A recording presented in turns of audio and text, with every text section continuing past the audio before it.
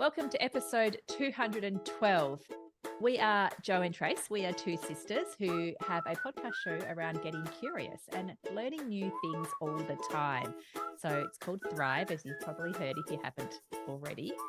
Please go back and listen to any past episodes that seek curiosity in you. But this episode in particular is around the sports nutrition field. Now, some of you might be like, oh, well, I'm not an athlete, but I don't think that matters after listening to this episode. I'm not an athlete, but it has made me also question, how can I improve my nutrition around when I exercise? How can I seek more advice or guidance or understanding around how nutrition plays a really big part in any type of exercise that my children do? So I think, Jo, like you, we just had a little conversation off air, and, Taryn definitely focuses a little bit on more the triathlete because that's her area of expertise. Like that's where she works the best.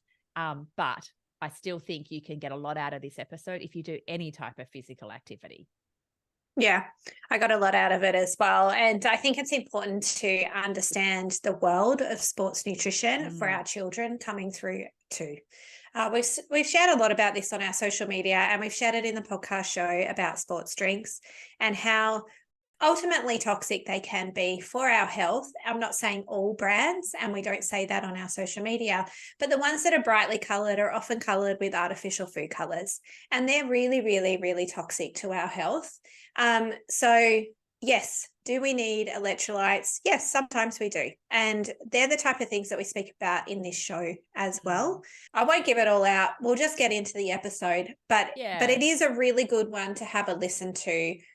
I think it'll spark your curiosity. Like, oh yeah, I probably need to know more about this. Yeah, that's exactly right. Yeah, I agree. All right, let's dive in. Taryn, thank you so much for coming onto our show. Thank you for having me. I'm excited to talk all things sports nutrition. It's my favorite thing to talk about ever.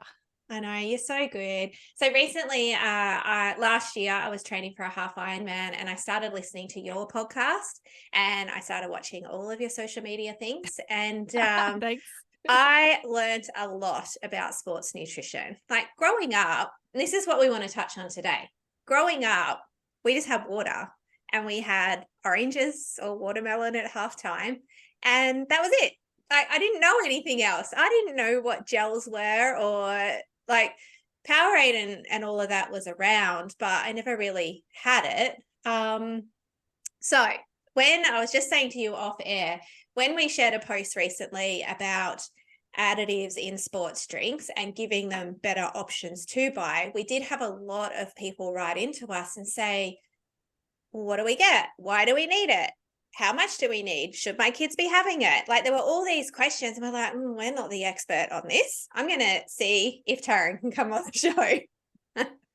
So thanks for joining us. All right. Oh, you're welcome. Let's do it. Where do we start? Well, let's start with kids. So like one of the biggest things that we've seen as I've grown up, as I've had adult children is, in the sports that they played when they were teenagers, it became a thing, like Jo said, like when we were kids, you took some cut up fruit for half time in the middle of your netball game, and everyone sat around and stuffed oranges in their face and made smiley faces, and we all had a laugh because we're, 10, 11, 12, 13-year-old kids. We're not running marathons. We're not probably exerting ourselves to that degree as a 10, 11, 12, 13-year-old kid. And I mean, water was the only option. I think there was cordial, like we would have had the good old Cotty's cordial or something, but water was pretty much our only option. When I was a kid, Gatorades and things didn't actually exist.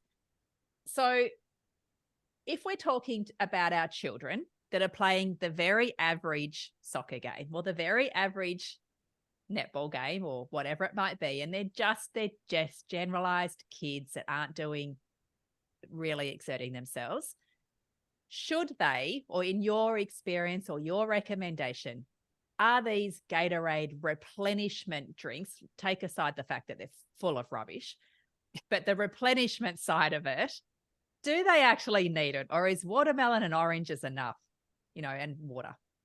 Yeah. So firstly, I work with triathletes. So that's my area of expertise, and I can talk about triathlon nutrition till the cows come home.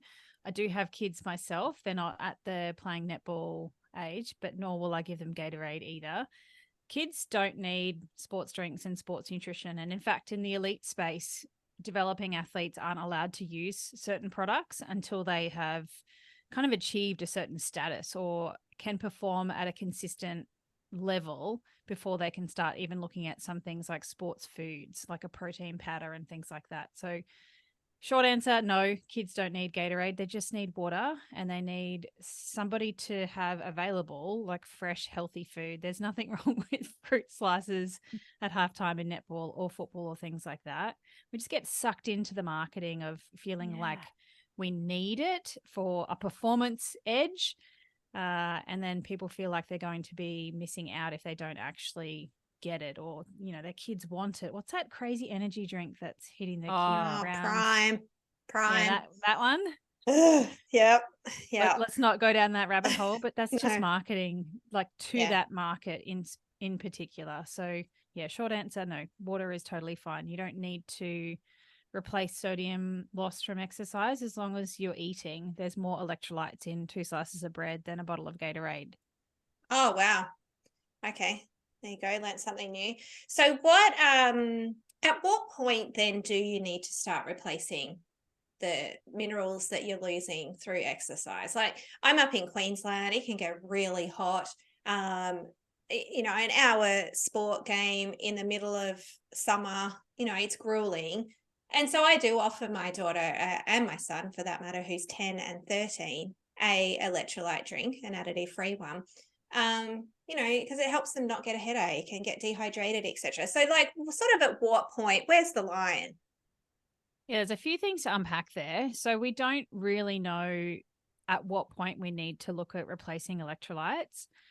There's no evidence-based guidelines around sodium replacement. And sodium is the main electrolyte that we lose in sweat. So we don't need to look at replacing magnesium or calcium or potassium or things like that. It's mainly sodium.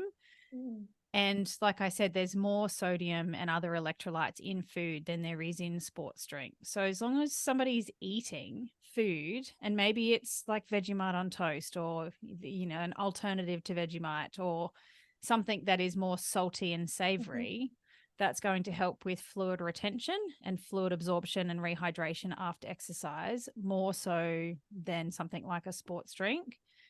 If it's a don't want to drink because they're sick of plain water, or it helps them to rehydrate better, then put some sort of flavoring in it. But that could be something like fresh lime juice, fresh lemon juice, even something like a bit of honey in water, because the carbohydrate and the electrolytes in food are going to help with that absorption of fluid in the gut. Okay, good to know. Interesting. Yeah, so it's interesting.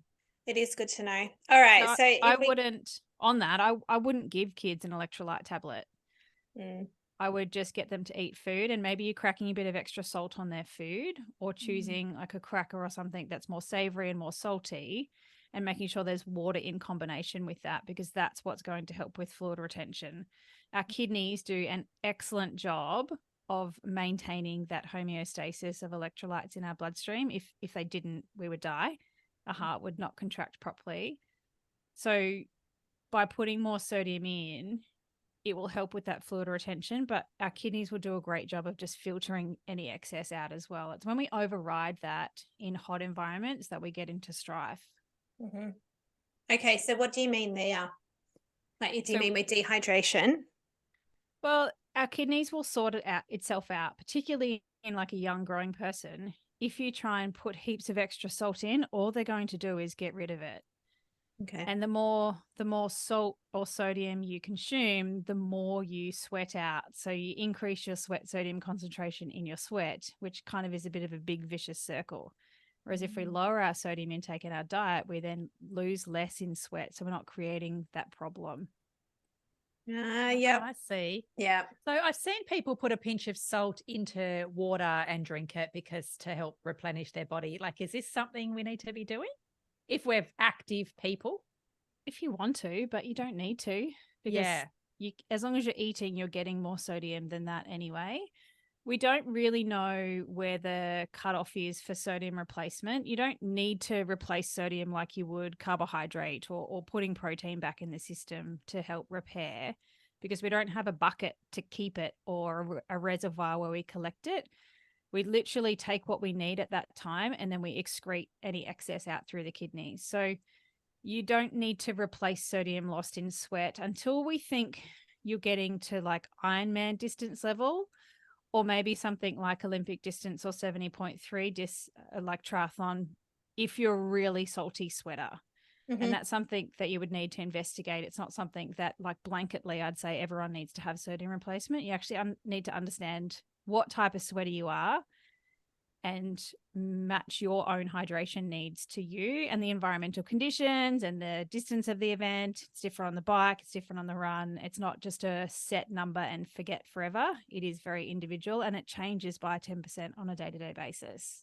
Yeah, it's interesting you say that, because I've never had salt marks on my tri-suit, but my husband, after a 70.3 or even Olympic distance, he's got marks everywhere on his suit. And if he doesn't have salt tablets, he is cramping. So yeah, it's interesting. Okay, you go. You just have to watch if you're swimming in the ocean, those salt marks could be salty water from the ocean. Yeah. People often get tricked by that. But again, I wouldn't blindly take a salt tablet unless you knew what you were aiming for, because the more you take, the more you'll lose. And we're kind of overriding our kidneys' natural ability to manage things on their own. I'd more so dial in hydration first and then sodium second, because if he's a really heavy sweater, cramping is not because of a sodium loss, unless it's full body muscle cramping. And if it's to that point, you probably need an ambulance. Mm-hmm. It's usually fatigue in that muscle, so doing some strength training, actually like training beyond the distance or harder than the distance, because typically race day is our hardest effort. So strength training in that muscle, and then hydration is the other thing that I would tackle first before sodium. I know his coaches got him to do sweat tests and a range of different things. So is that what that is for? Yeah, you want to understand what type of sweater you are. So doing some sessions where you can actually measure anything that goes in, anything that goes out, and get a rough estimation of what your sweat rate is for that intensity, for that modality, and in that temperature and humidity, because all of those things are going to affect your sweat sodium and your sweat rate.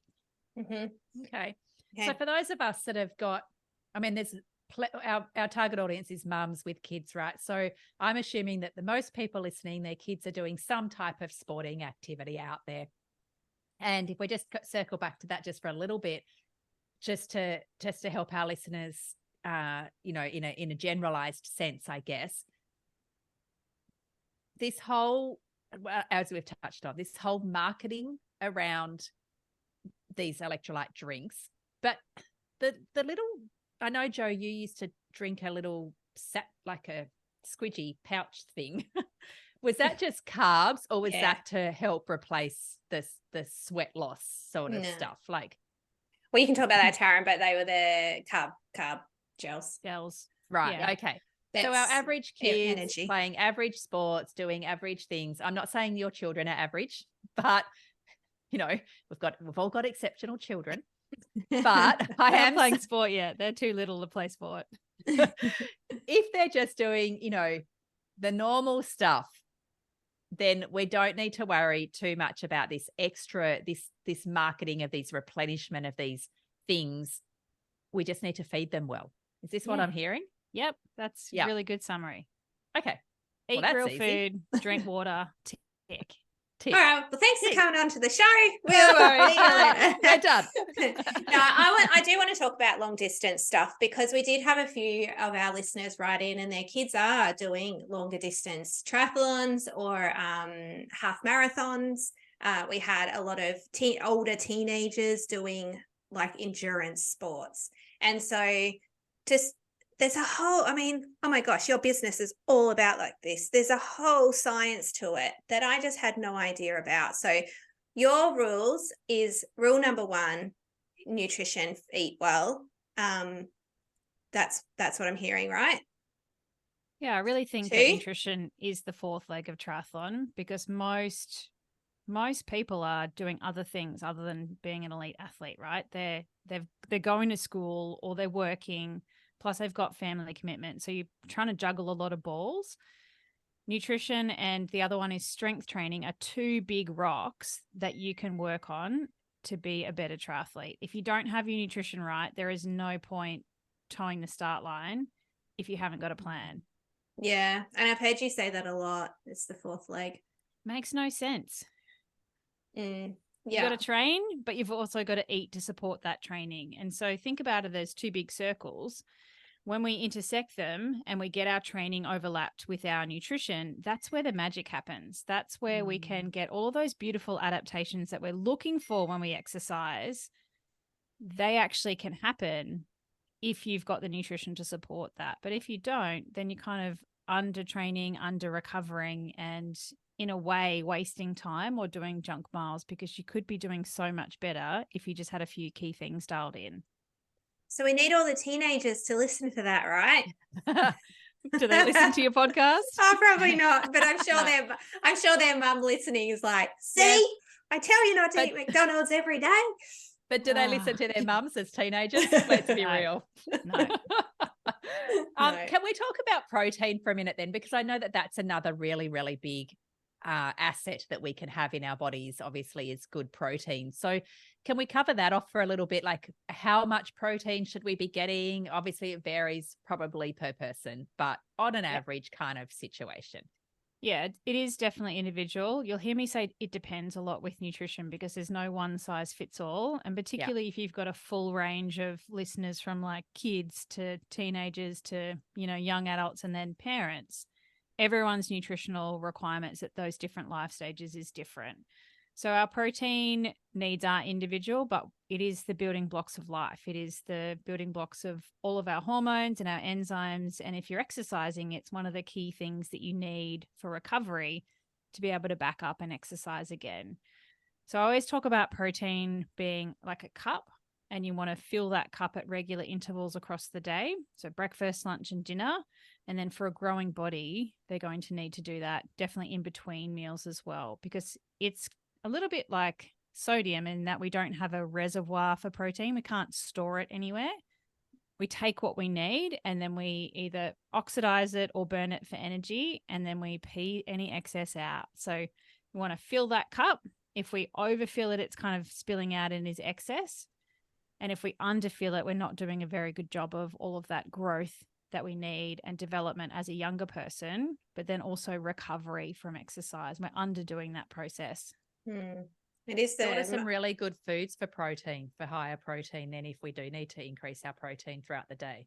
Yeah, so it's really easy to get protein from food, like real food. You don't have to have protein supplements or protein bars and things like that to get there. It's one of the easiest macronutrients to meet your needs. So our main sources of protein are all of your meats. So red meat, chicken, fish, any other like game meat that you might have. Then we've also got eggs. They're a great source of protein. There's about 6 grams of protein per egg. So for an average person, that's more like you need about 3 eggs in a sitting, not 1 or 2, unless it's a snack. Dairy products are all protein as well. So milk, cheese, yogurt, a little bit of protein in ice cream, not much. A little bit of protein in custard, not much. And there's some really good higher protein yogurts on the market now. So things like Chobani, which is my favorite. It's nothing like, there's no protein powders added to it. It's not like magic or weird. It's just been skimmed and filtered so many times that it is very much the protein rich component of that milk. Where are we going? We've also got tofu and its fermented cousin tempeh, and any of those vegetarian alternatives, legumes and nuts and seeds. So all of those foods are our main food groups that have protein in them. We want to be making sure we've got a protein source at each of our main meals, as well as for a growing body in particular, or somebody that's very active, our snacks have got a protein component to them as well. And what about carbohydrates? Because they're important too. Yeah, so our carbohydrate needs are very individual. And because I work with triathletes and people that are very active, I spend most of my life trying to get them to eat a little bit more to help them understand how to fuel their training better. particularly for somebody that hasn't done triathlon before or has come from maybe just a running background or just cycling or just the gym, or somebody that's like having a midlife crisis and is like, yep, I'm doing a triathlon. So Joe. Hello, that was me. I turned 40 and went, I'm going to do a triathlon. No athletic ability at all. Yeah, there you go. It happens all the time, and which is why I say it. And so it's when you go from doing not much to then training for 3 sports in a week, it's really important that our fueling matches that sudden jump, because that's when we can get into strife. So our main sources of carbohydrate in our diet come from all of our breads and cereals. So rice, pasta, noodles, crackers, biscuits, quinoa, all those types of things, breads. Dairy is carbs as well. So it's in both groups. Everything except for things like cream and cheese, because that's very much the fat protein component of the dairy and not the carbohydrate. Fruit is carbohydrate, so whether it's fresh or dried or juice. Then we've got our starchy veggies, so potato, sweet potato, corn, and any of those other root sort of vegetables. They're much more carbohydrate rich than something like lettuce leaves or spinach. And our last group is our legumes again. So they're in both groups too. So chickpeas, lentils, baked beans, those sorts of things. And if you get after dinner and you've still got some carbs left, dark chocolates are really good in carbohydrates as well. It's not actually that high, but whatever makes you happy. No, that always ticks my macro box. Yeah, that was the biggest thing that I struggled to get my head around, because I've always been on a weight loss kind of journey. Like I've always struggled with my weight. And for my trainer to tell me I needed more carbs, I just couldn't get my head around it. I was like, no, but I'm not going to lose any weight if I eat carbs. No, you need more carbs. And that's really hard to have that message, because hearing eat more or eat more carbs is not actually very helpful. You actually need to understand how to eat strategically to support the triathlon training, rather than the message of just eat more, because that's bloody useless. Excuse my French. Yeah. Oh, that's okay. I agree. Yeah, I agree. Okay. And that's why trainers shouldn't be giving nutrition advice. That's my other bugbear. Go and see a sports dietitian for nutrition advice. Don't go see your coach or your personal trainer or any of those people that are unqualified to be giving it. Yeah, good That's advice. actually true. That is actually true, because I've been given advice before and I'm like, oh no, this doesn't seem right. And it's because it's actually advice coming from the wrong person. Yeah. Yep. Don't make my blood boil. I get really angry. Yeah. It's a trigger. Total trigger. Yeah. Yeah. It's definitely something that I know the importance of now, because I feel like I definitely could have got more out of my everything, all my triathlon journey, right from performance, times, headspace, mental space, injuries, the whole lot could have been so much better if I had sought a professional to really sort out my nutrition for triathlon. So it doesn't matter what sport you're in, and this is why I wanted to get you on the show, to really, really say, like, nutrition is important when it comes to sport, from little people to big people.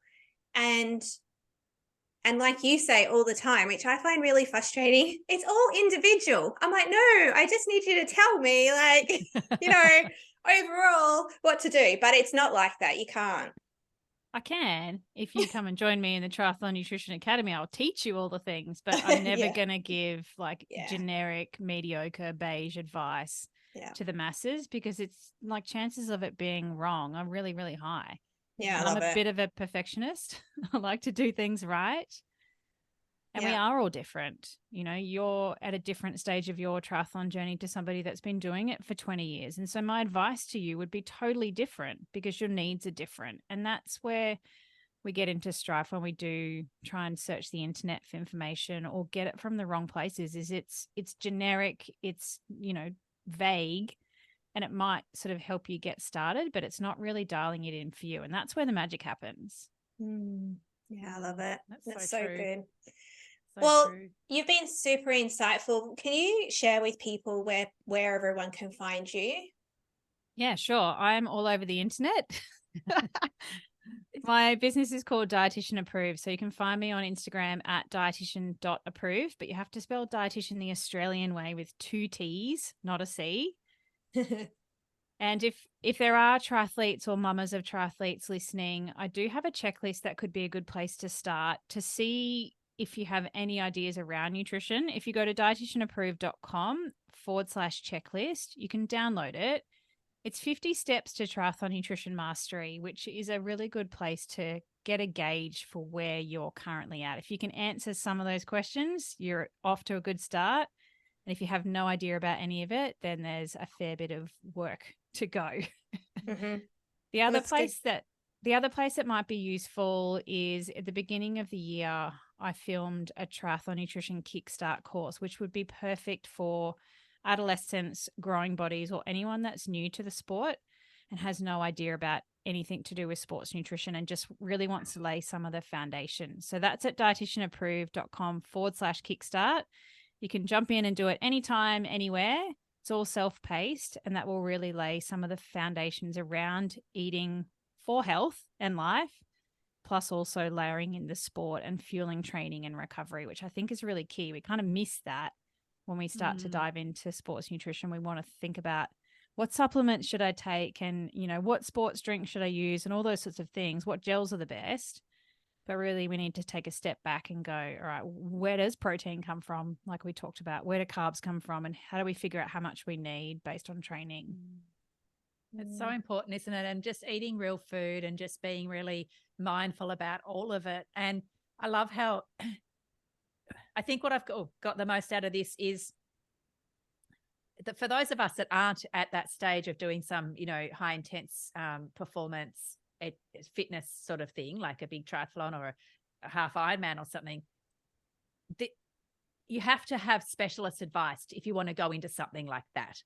And to do it like Joe did, with just a little bit off a whim, is probably not the best. So I guess if anyone takes anything out of this, is if you are planning on doing something huge in your life, like a big bushwalk, a 3-day hike, whatever it might be, get the specialist advice needed to help your body in that exact moment in time, which I guess is good life advice at anyway. Like if we're pregnant, we're going to be wanting to have the best, nutrition we have. If we're, whatever stage it is, menopause, whatever, adolescent, we want all this good advice. So this is exactly the same. And it's something that's, I don't think a lot of us think about. Like we just like, oh, we'll just keep doing what we're doing because we're fine. But really, this is something really intense that our body is going through physically and emotionally.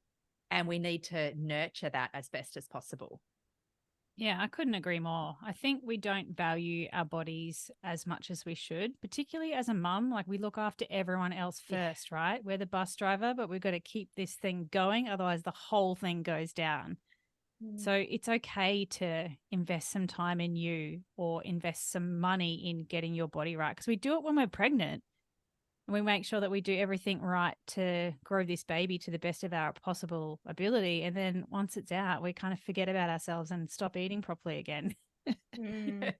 And we know that not eating properly for just a few short days is enough to affect the entire systems in the body. It's not something that you want to prolong and do a crap job of your nutrition long term, because that's when we do get into trouble. And it is a short-term thing. We want to match fueling, match the way that we eat to the stages of our life. And yeah, I'm a huge advocate for getting nutrition advice from the right place. Because it's something we're very influenced on, isn't it? Like you go into a bike shop or you go into a, wherever, and there's gels everywhere. There's protein bars everywhere. There's now protein water. There's protein shakes. There's all these supplements for salt tablets.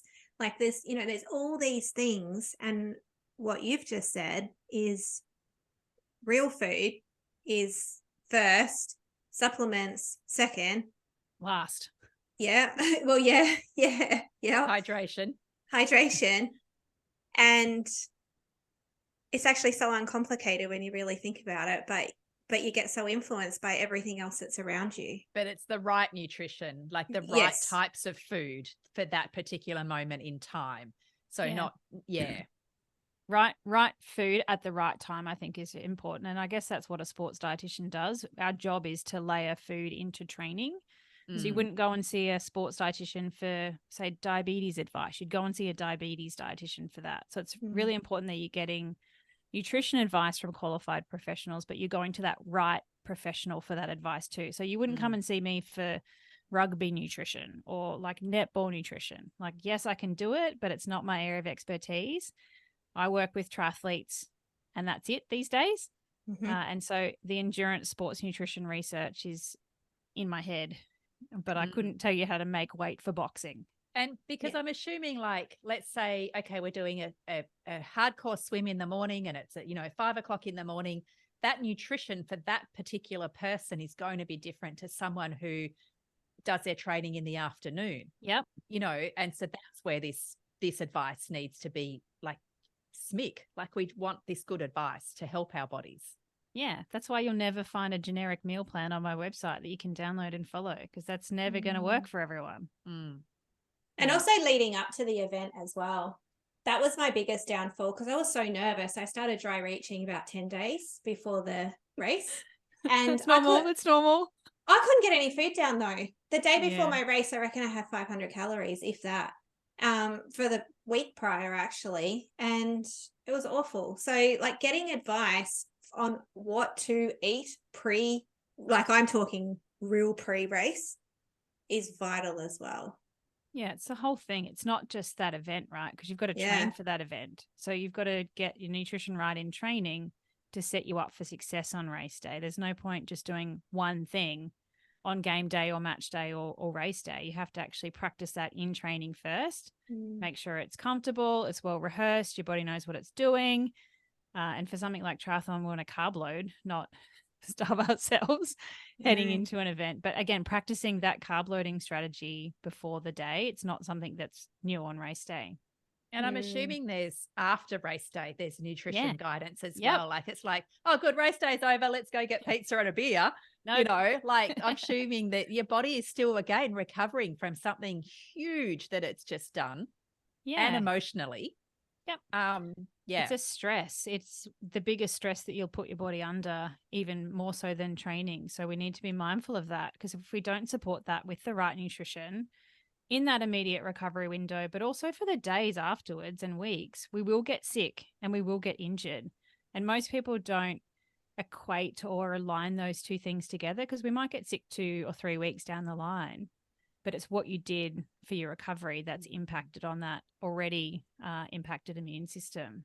So, Taryn, do you coach triathletes that are doing smaller events like Enticer and Sprint as well? Or just okay, awesome. Well, I know that we certainly have listeners that are doing those. I don't want to say they're small because they're still a big thing. They're not. I just freaked out doing a 750 meter swim. I was like, I was out. That was my part of the triathlon. I did a couple of those and I was done. We talk about long distance because it's a triathlete psyche, like mentality. It's like, what's next? What's next? It's so bad. Right? Once you've done one, you kind of get the bug and you're like, okay, I'm going to go longer. No, everyone's in your ear. No, there were no bugs. Yes. But all distances. So the Kickstart course is a great place to start, particularly for newer athletes, beginners, and even shorter distance. But the Triathlon Nutrition Academy program is where I step athletes through every single distance. So there's race planning for sprint, Olympic, 70.3, and full distance Ironman. And that's all personal coaching. Yep. One-on-one. It's done in a group. It's not done one-on-one. We have our cohorts that go through. The next opening will be January 2024. But I honestly enjoy the group so much more because of the relationships that people build and the community that they have. Like, there's people all around the world in the program, and they've actually started to create secret little side groups without me now so that they can connect outside of the program, which is pretty cool. Oh, nice. That's lovely. Well, we're going to pop all of your details in our show notes. Now, this is episode 212. So we'll pop them over at additivefreelifestyle.com/podcast 212. All your website, Instagram, everything that you do will be over there. And just, thank you so much for your time. Like, this will give this is food for thought. Like, this is like, oh, okay, I need to think about this more, no matter what type of. No, it's good. No, it's good. really good. It's really important because no matter what type of sport you're in, like my daughter just signed up for Kokoda Challenge yesterday. She's 13 and she's doing a 30-kilometer walk. And it's actually made me think, oh, hold on. I have to, yeah, okay, I've got some things to think about. So yeah, so good. Thank you so much. You're welcome. Absolutely. Anytime. All right, take care. I'll speak to you soon. Well, hopefully you've got a lot from that podcast and it has sparked your curiosity and you've thought to yourself, oh, yeah, okay, I think I need to learn a little bit more here, because that's what it just certainly did for me. And I think, speaking for you too, Trace, I think that's what it did for you as well. Yeah. Triathlon's awesome though. If you do want to get into the sport, it certainly has become a passion and love of mine, and it's a beautiful sport to be a part of. So if you want to get into that, seek out Taryn and get some sports nutrition advice. And like said in the podcast, no matter what you're doing, get the right advice. It goes for anything in life though, doesn't it? Yeah. So all the show notes are over on our website at additive-freelifestyle.com/podcast 212. additive-freelifestyle.com/podcast 212. You can see all the show notes there. If you could leave us a review, that would be great. All right, well, we're over and out now until next week, and we'll speak to you then. See you, everyone.